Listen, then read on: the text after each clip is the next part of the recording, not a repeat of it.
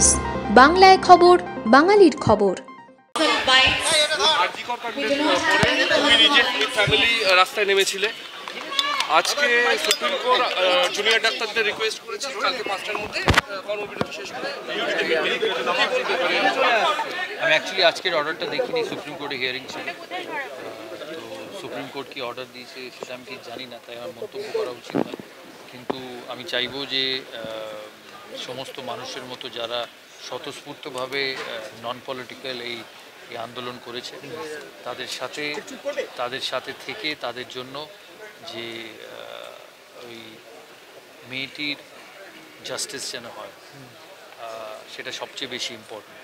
আমরা জানি যে কোনো মামলায় একটু সময় লাগে, কিন্তু আমরা চাইবো আর সুপ্রিম কোর্টের কাছে রিকোয়েস্ট থাকবে যে যত তাড়াতাড়ি সম্ভব এই মামলার বিচার হোক, আর এমন দৃষ্টান্ত বিচার হোক যে সারা পৃথিবীতে এর একটা এক্সাম্পল থাকে, আর কোনো মানুষ যাতে ভবিষ্যতে এই কাজ আর না করতে পারে। আমি এটা আগেও বলেছি, আমি এখনও বলছি। আর মানুষ যে মানুষের সাথে এত সুন্দরভাবে থেকেছে এই সত্যিই দেখার মতো।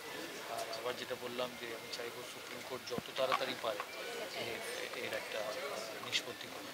দাদা, তোমাকে নিয়েও তো অনেক কথা হচ্ছে সোশ্যাল মিডিয়াতে, তুমি এগুলোকে কিভাবে দেখছো? আমি অ্যাকচুয়ালি সোশ্যাল মিডিয়া ফলো করি না ম্যাডাম, কিন্তু আমরা সবাই তো মানুষ, তাই মানুষ হিসেবে আমরা চাইবো যে এই জঘন্য কাজের একটা কঠিন শাস্তি।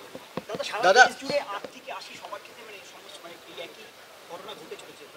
সেজন্যই বলছি এমন একটা এক্সাম্পল সেট ক্রিয়েট করতে হবে যে সারা দেশে নয়, সারা পৃথিবীতে মানুষ যাতে এই কাজ না করে। দাদা, এরকম নাগরিক আন্দোলন এত দিন ধরে চলছে এবং সামনে পুজো, কিন্তু মানুষ সেসব নিয়ে কোনো মাথা ব্যথা করছে না, জাস্ট আন্দোলন জাস্টিসের জন্য গলা ফাটাচ্ছে। কি বলবে অন্য শহর যা ঘটেছে তার জন্য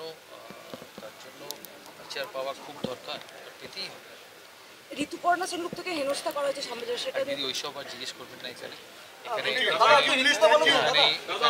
এখানে ইম্পর্টেন্ট হচ্ছে যে কাজটা করেছে তাকে বার করা আর তাকে কঠিন শাস্তি দেওয়া।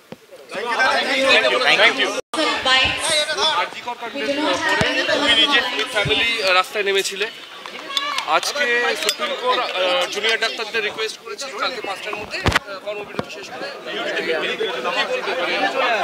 আমি অ্যাকচুয়ালি আজকের অর্ডারটা দেখিনি, সুপ্রিম কোর্টে হিয়ারিং ছিল, তো সুপ্রিম কোর্ট কি অর্ডার দিয়েছে সেটা আমি ঠিক জানি না, তাই আমার মন্তব্য করা উচিত নয়। কিন্তু আমি চাইবো যে সমস্ত মানুষের মতো যারা স্বতঃস্ফূর্তভাবে নন পলিটিক্যাল এই আন্দোলন করেছে তাদের সাথে থেকে তাদের জন্য যে ওই মেয়েটির জাস্টিস যেন হয় সেটা সবচেয়ে বেশি ইম্পর্টেন্ট। আমরা জানি যে কোনো মামলায় একটু সময় লাগে, কিন্তু আমরা চাইবো আর সুপ্রিম কোর্টের কাছে রিকোয়েস্ট থাকবে যে যত তাড়াতাড়ি সম্ভব এই মামলার বিচার হোক, আর এমন দৃষ্টান্ত বিচার হোক যে সারা পৃথিবীতে এর একটা এক্সাম্পল থাকে, আর কোনো মানুষ যাতে ভবিষ্যতে এই কাজ আর না করতে পারে। আমি এটা আগেও বলেছি, আমি এখনও বলছি।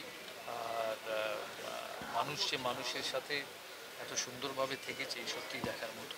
আর আবার যেটা বললাম যে আমি চাইবো সুপ্রিম কোর্ট যত তাড়াতাড়ি পারে এর একটা নিষ্পত্তি করবে।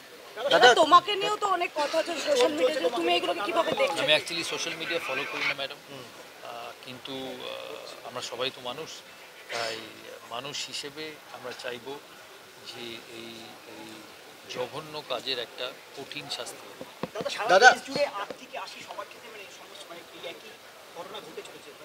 সেজন্যই বলছি এমন একটা এক্সাম্পল সেট ক্রিয়েট করতে হবে যে সারা দেশে নয়, সারা পৃথিবীতে মানুষ যাতে এই কাজ না করে। দাদা, এরকম নাগরিক আন্দোলন এত দিন ধরে চলছে এবং সামনে পুজো, কিন্তু মানুষ সেসব নিয়ে কোনো মাথা ব্যথা করছে না, জাস্ট আন্দোলন জাস্টিসের জন্য গলা ফাটাচ্ছে। কি বলবে অন্য শহর যা ঘটেছে তার জন্য বিচার পাওয়া খুব দরকার, পেতেই হবে। ঋতুপর্ণা সেনগুপ্ত থেকে হেনস্থা করা হয়েছে সামনে, সেটা দিদি ওইসব আর জিজ্ঞেস করবেন না। এখানে ইম্পর্টেন্ট হচ্ছে যে কাজটা করেছে তাকে বার করা আর তাকে কঠিন শাস্তি দেওয়া।